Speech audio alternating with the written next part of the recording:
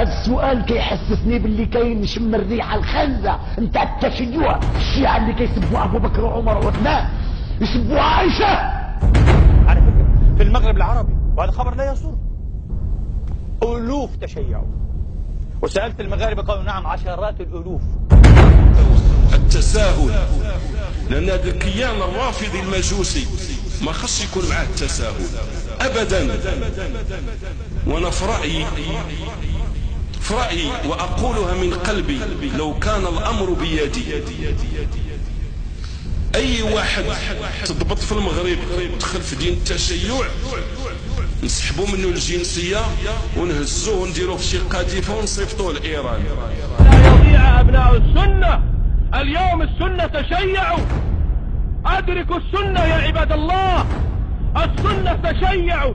هل الرسول خلق من نور؟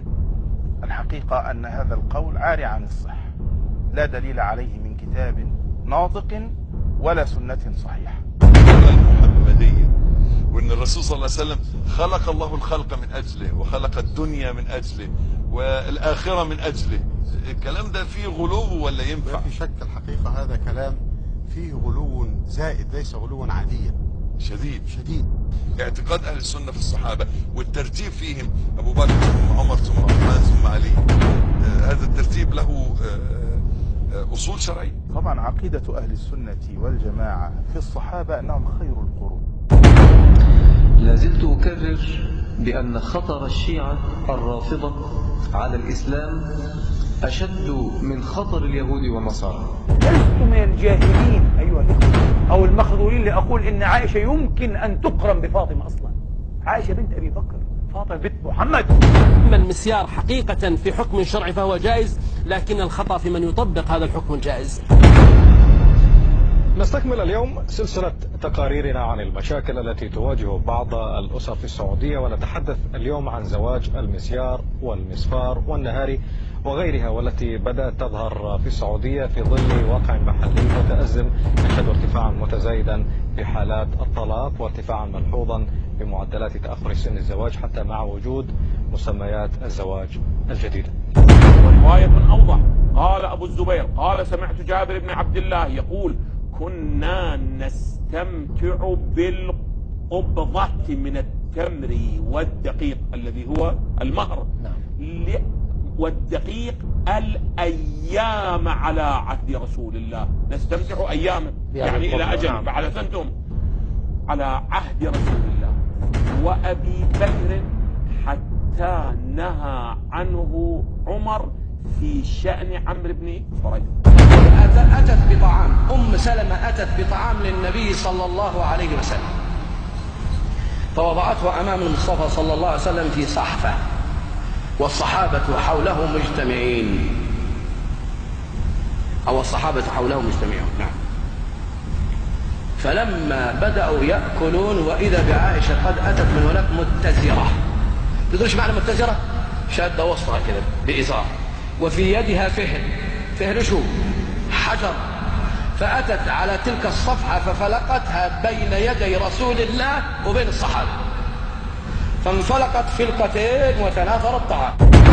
ويزيد ابن معاوية خلاصة أمره ما قاله الإمام أحمد رضي الله عنه ورحمه، قال يزيد لا نسبه ولا نحبه. الجزائري في نقله عن علماء الشيعة كذاب أم صادق؟ اقلب الصفحة. لا تضيع علينا الوقت.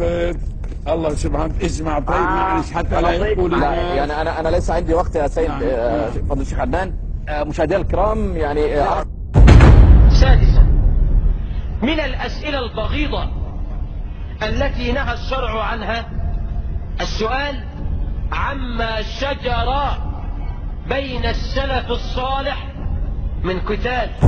لماذا الله عز وجل قال عبس وتولى؟ من الذي عبس؟ أن جاءه الأعمى. إذن هذا توبيخ من هذا نهي من الله عز وجل لنبيه صلى الله عليه وعلى آله وصحبه وسلم أن لا يعبس في وجه هؤلاء، وأن يحشو يجلس مع الضعفاء والمساكين. ما رأيكم في من يقول إن عليا كان أعلم الناس؟ لكن قضية أنه أعلم لا نسلم بهذا. نعم. طيب عندنا أن أبو بكر أعلم من علي. مش ممكن يا اخوان الاختراق الشيعي. انا فوجئت برضو من فتره ان هناك نشيد موجود على الموبايلات ومع الاسف مع بعض الاخوه السلفيين.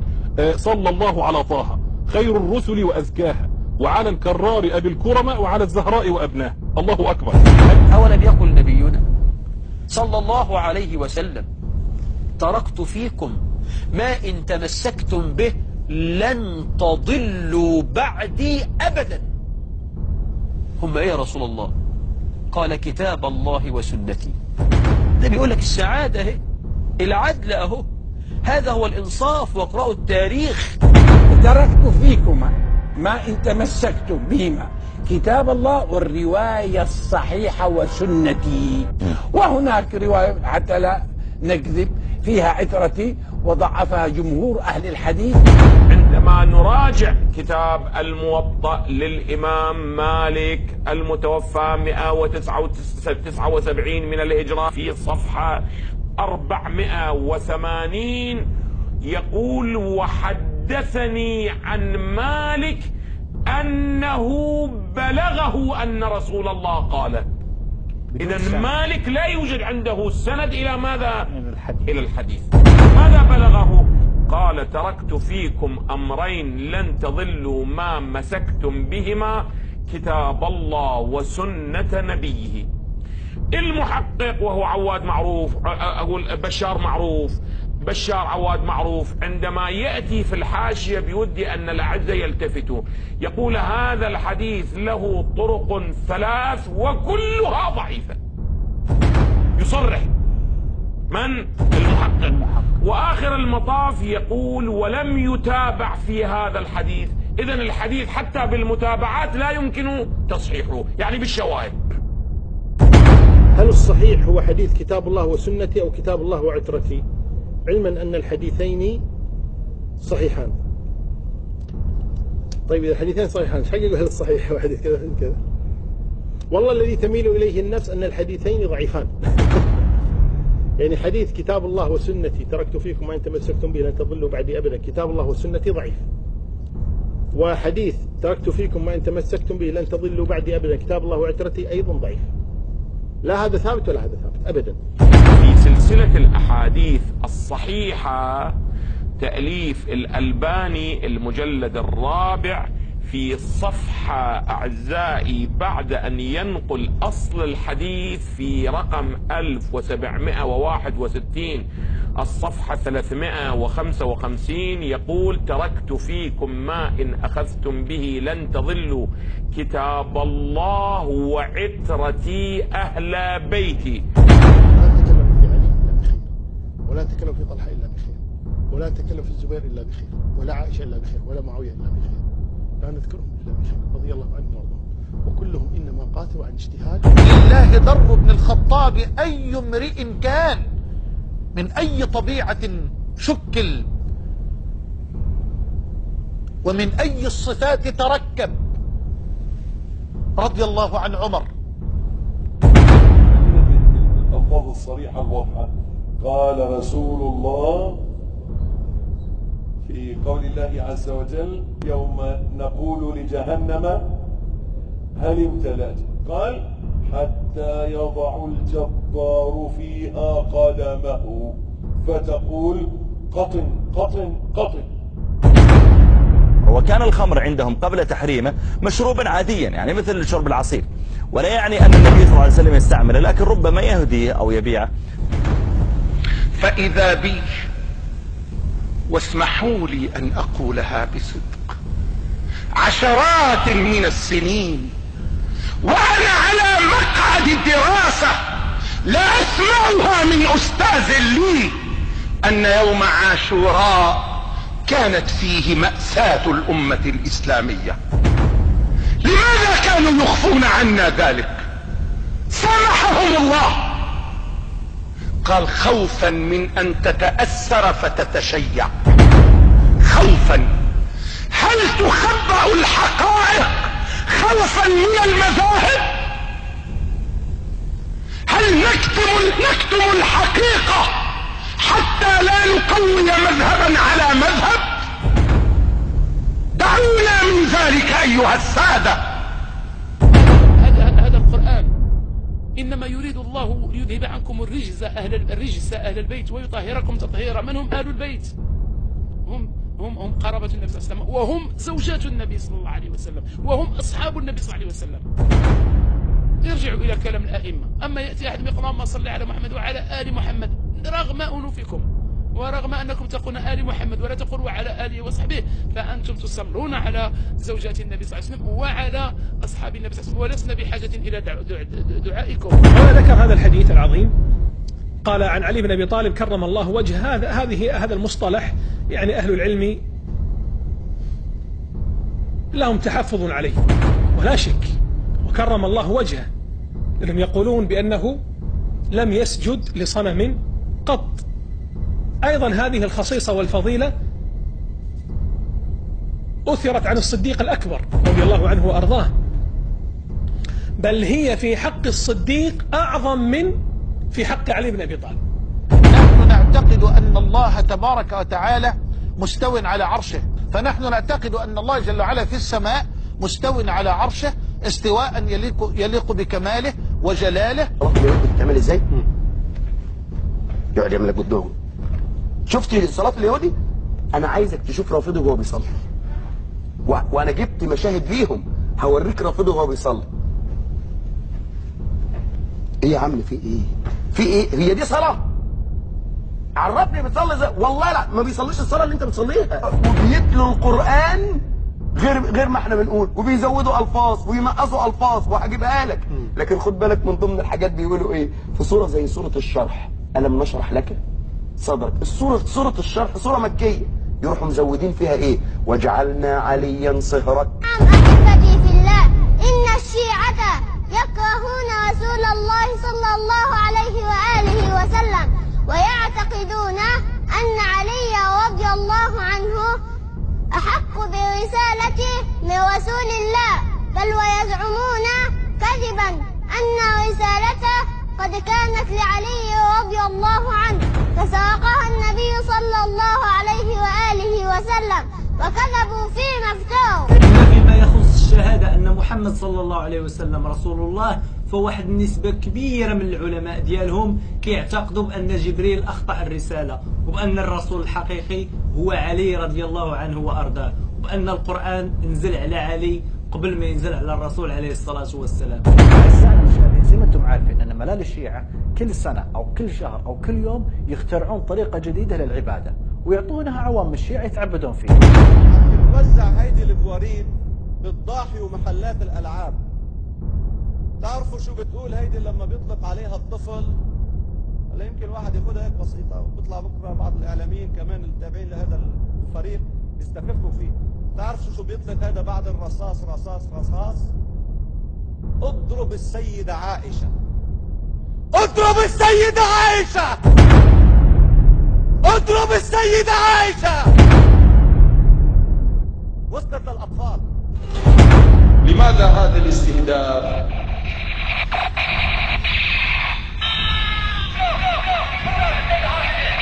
اضرب السيدة عائشة لأطفالنا، اضرب السيدة عائشة مسدسات.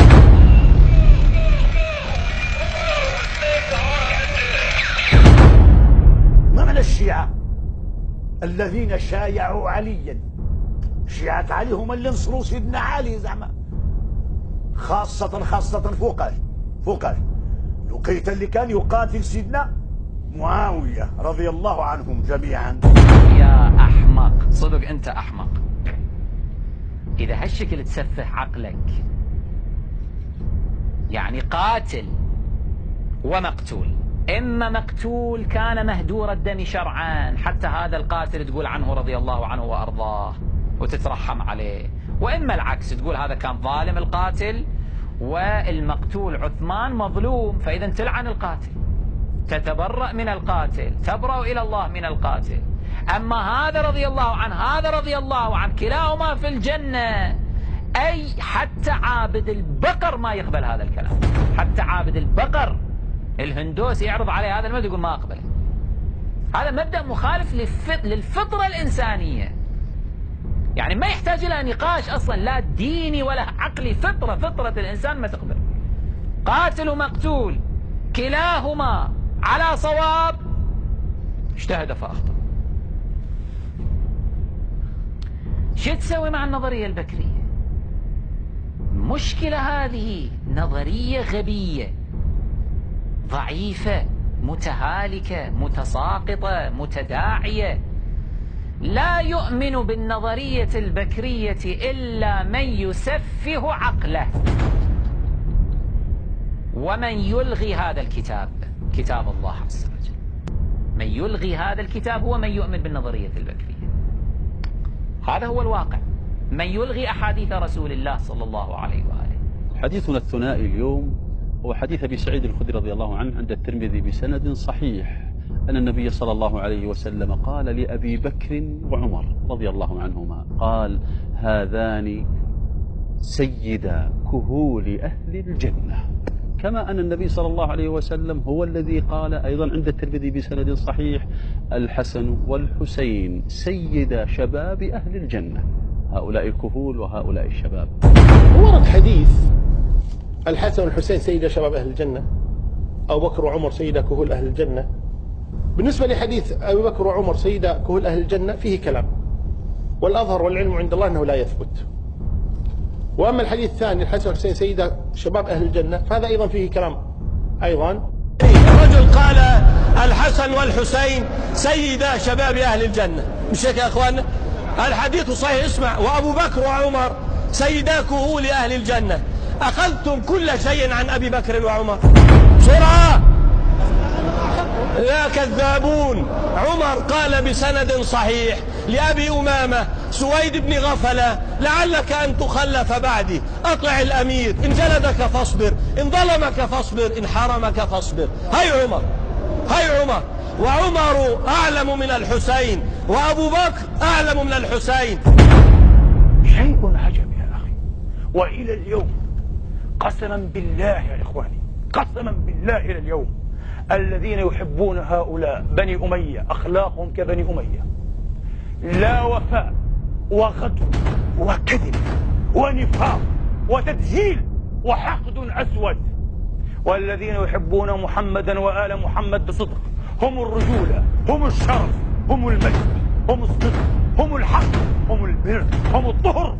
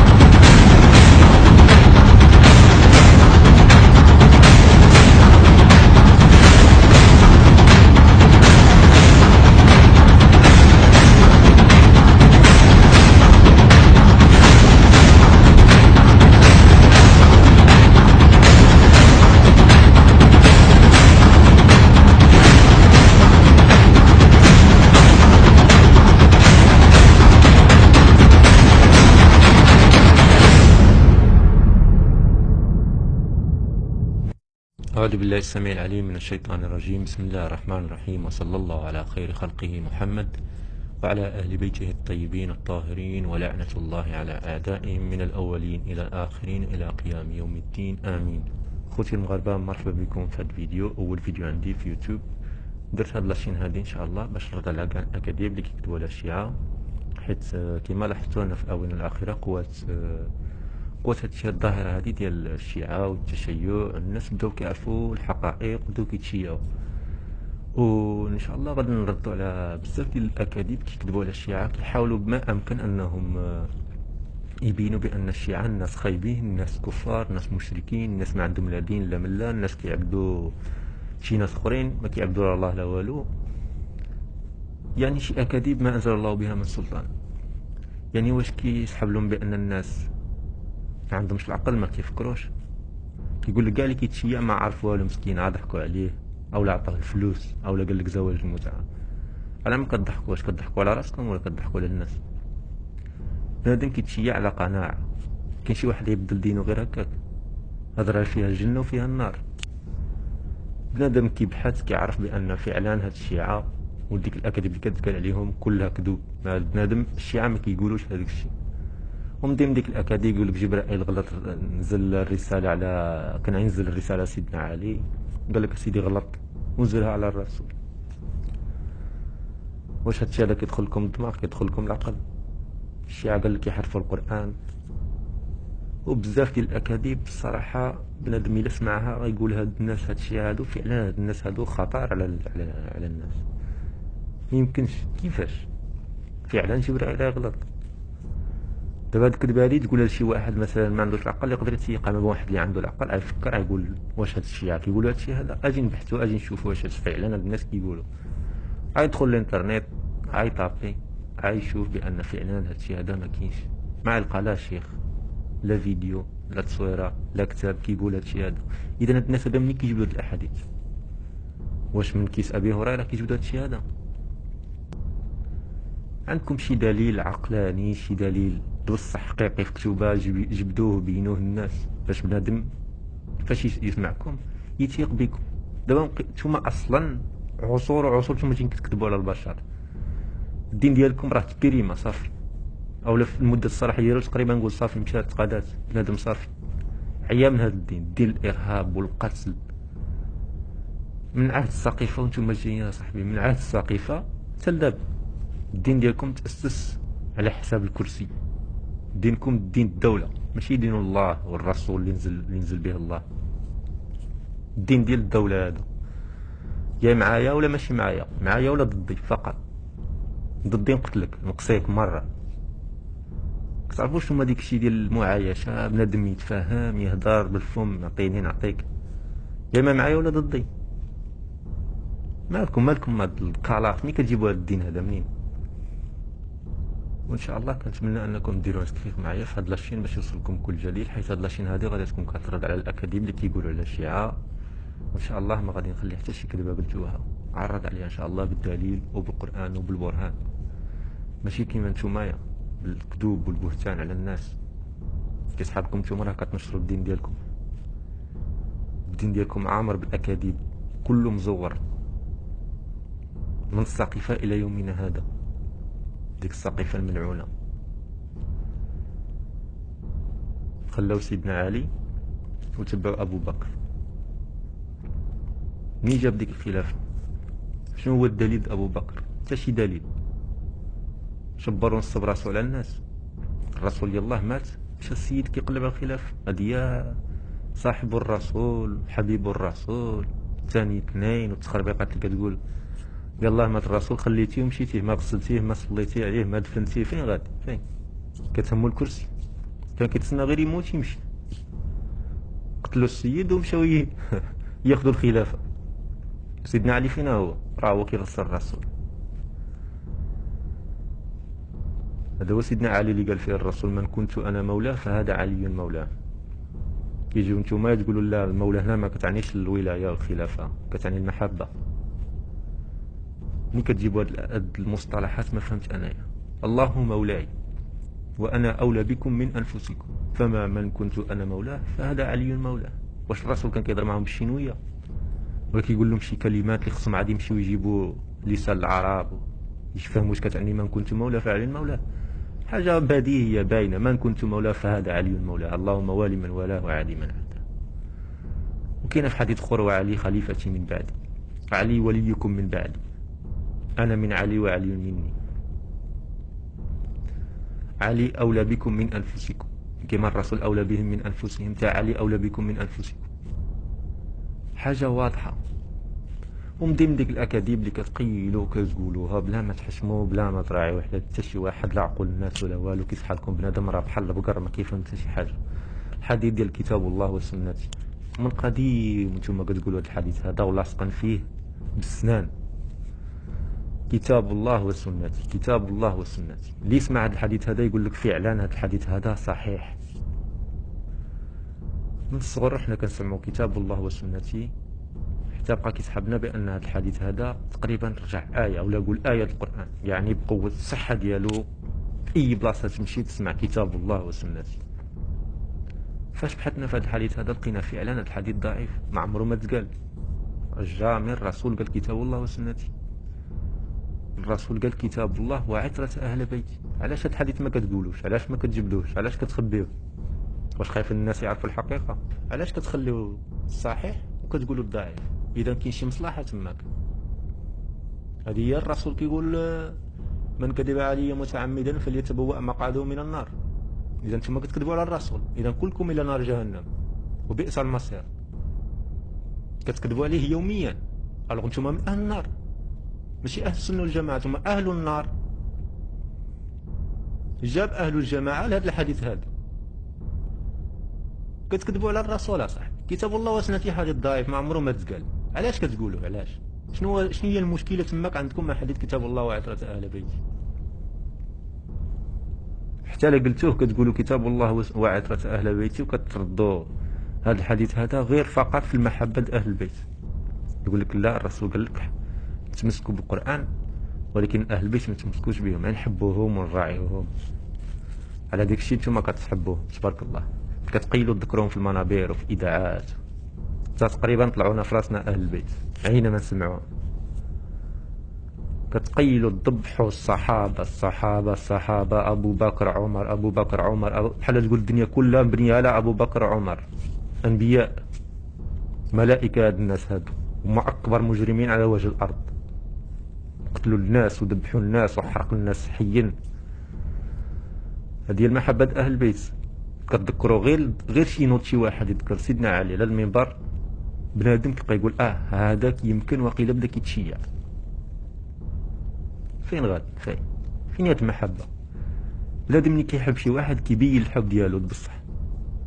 وزيدوا ديك الحب ديك الحديث كتاب الله وعترة اهل بيتي ما كتعنيش المحبه، كذوب. تركت فيكم ما ان تمسكتم بهما بجوج، كتاب الله وعترة اهل بيتي. تمسك بهذا وتمسك بهذا عاد نجو من النار. هذا هو الحديث اللي جعلني انا نتشيع. بحثت في هذا الحديث هذا لقيت فعلا هذا الحديث هو الصحيح. فكرت مع راسي قلت هاد الناس هادو ملي كيخبيو هذا الحديث هذا الا راه كاين شي حاجه من مور هذا الحديث، كاين شي حاجه. هذا الحديث صحيح علاش ما كيتقالش وكيتقال الحديث ضعيف؟ واش هاد العلماء جهلاء لهذه الدرجه؟ كنت كنقول علماء السواعدة وعلماء المغرب كيفاش هاد الناس هادو ما عرفوش بان هاد الحديث هذا ضعيف. ونجي انايا ما عندي لا علم لا والو نبحث نلقى هاد الحديث هذا ضعيف، وهذاك عالم باللحيه 6 متر ديال اللحيه كيبان في الاذاعه كيقول لك هاد الحديث تركت فيكم كتاب الله والسنه، كيقولها بوجه احمر. واش هاد الشيخ هذا ما بحثش ما قاريش ولا بحال الببغاء كيردد داكشي اللي قالوا له اسلاف ديالو؟ مشى ديك الزمان هذاك اللي عقل عليه نتوما مشى. هذا وقت خور، هذا حنا في 2016 بنادم راه طلع للقمر ونزل. ما بقاش ديك الزمان اللي بنادم ما فاهم والو كيسمع غير الشيوخ. الشيخ قال الشيخ. بنادم راه بدا كيخدم عقلو، بدا كيبحث، بدا كيقرا، بدا كيشوف. وتبارك الله المغاربه هما ولاو كيتشيعوا بزاف باسكو بداو كيعرفوا بان هاد الشيوخ هادو كذبوا حتى عياو، يعني بسالوا كاع. الدين واضح، بنادم خصو غير يبحث ويبان له النور. انا كنت في الظلمات الصراحه مع هاد الناس هادو، دينهم كله ممسوخ. كاع الاحد اللي كيكذبوا على الرسول وناضوا داروا فيلم على الرسول كيشوفوه، داكشي منين جابوه؟ من هاد الكتاب هذا، البخاري ومسلم وهاد التراث ديال الدين مزور ومسخ.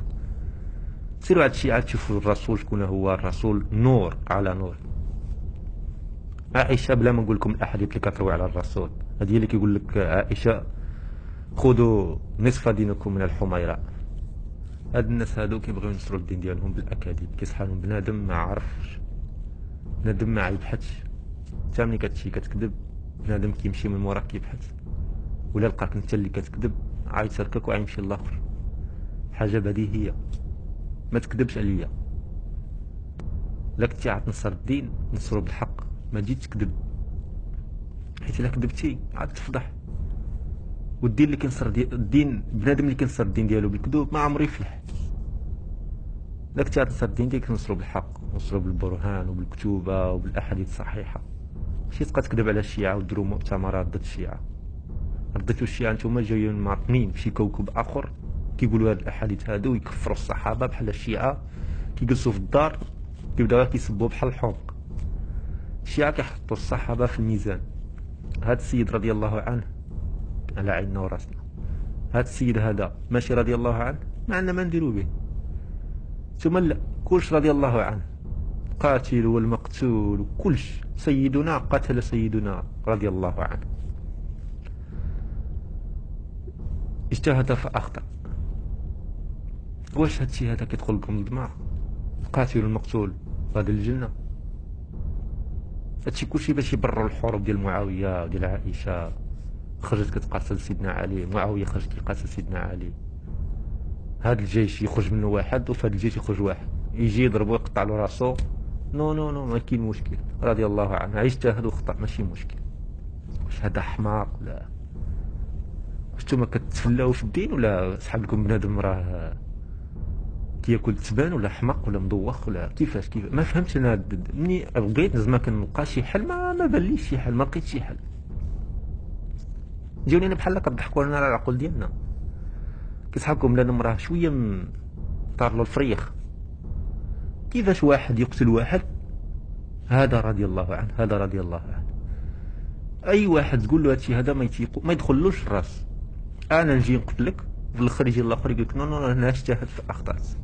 غنجيو نطبقوا داكشي هذاك، اجيو نطبقوا داكشي دابا في هذا الواقع هذا. واش بنادم غيتقبلوا؟ هذوك دايزه عليهم، حنا ما دوش علينا. مين كتجيبوا هادشي هذا؟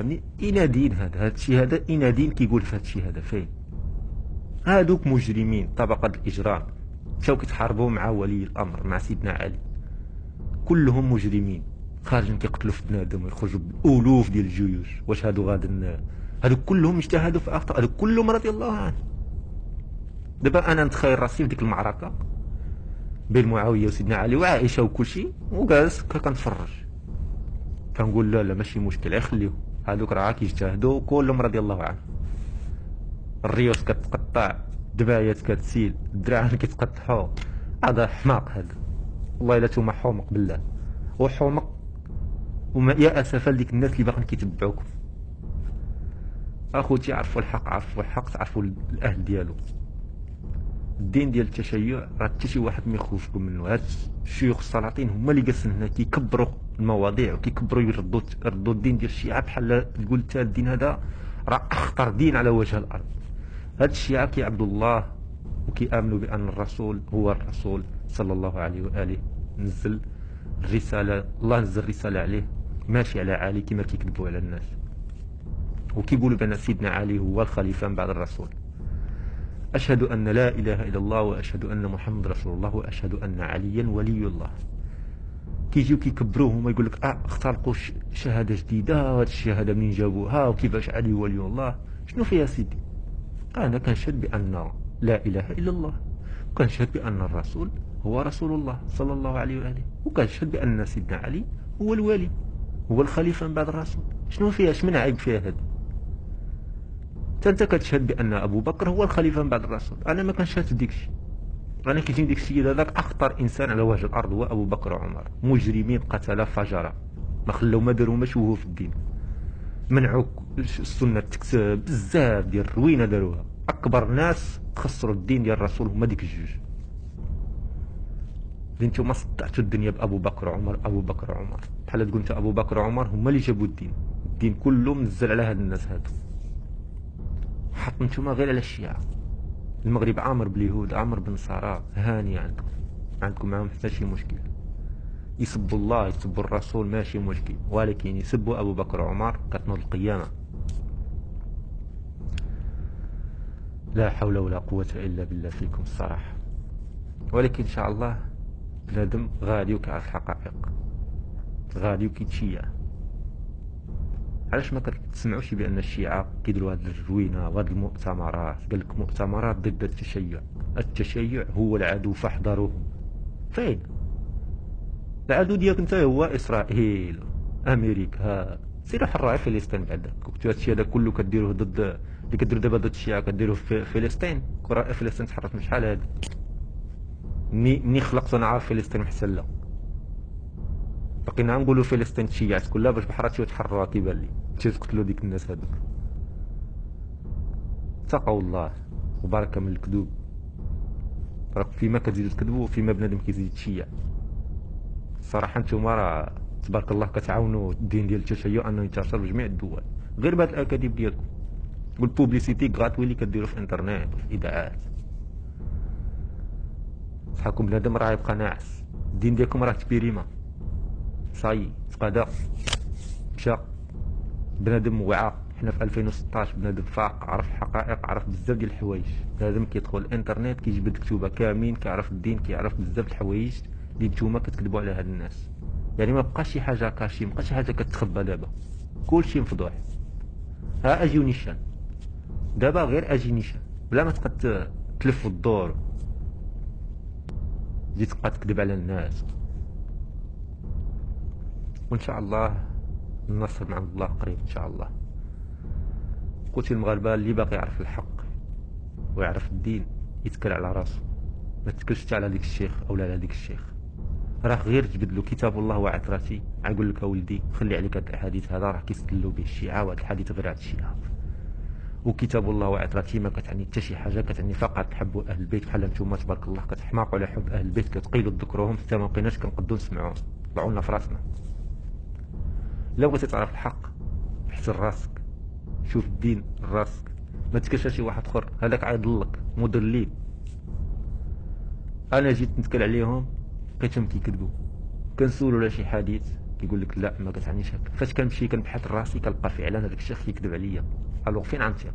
نثيق في الكتاب ولا نثيق فيه؟ هما دايرين بحال البباغاء كيردوا داكشي اللي قالوا عليهم الشيوخ ديالهم. يجي عارف يحفظ كتلقاه كيطير في الحفاظه القران وما عارف حتى في التفسير ديالو. تسول الايه يقول لك ما عارفهاش.